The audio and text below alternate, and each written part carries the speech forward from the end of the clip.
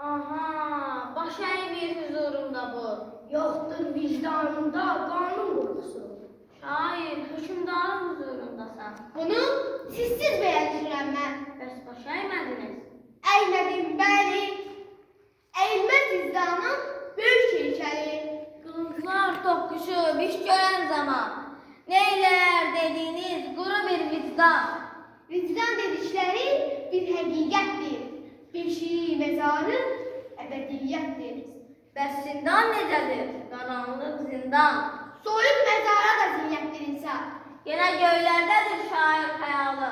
Əzəldən hüdudu yoxdur kamalı.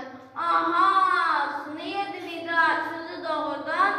Bir şair görürəm sizi. Xoşbəxt xəlq eyləmiş sizi yaradan. Dünyada qalacaq yalnız yaradan. Çox gözəl, çox gözəl. İnan ki, mən sizin ruhunuzu sevdim ürəkdən.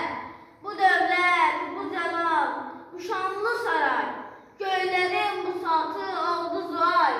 Sizə tapşırılsın bu gündən gələk. Ancaq bir şərtim var. Buyurun görək. Gərək fars dilində yazsın sənətkar. Farsın öz qüdrətli şairləri var. Nə çoxdur onlarda böyük sənətkar. Bizim bu dağların oğluyam məndə. Az yürürəm yer gələndə. Yaxşı, gəl götür bu inadından. O qədər naşükür olmasın insan. Aldada bilməmiş dünyanın varı. Bir məslək eşqi ilə yaşayanları. Mən illər bağında alsaq bir quşa.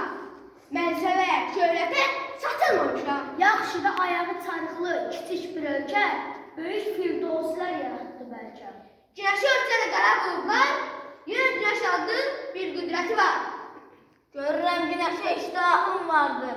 Kəsərəm dünyadan əlini. Günəşdən qaçan yara salardır. Razısan? Razıyam böyük hökümdar. Mərhəmət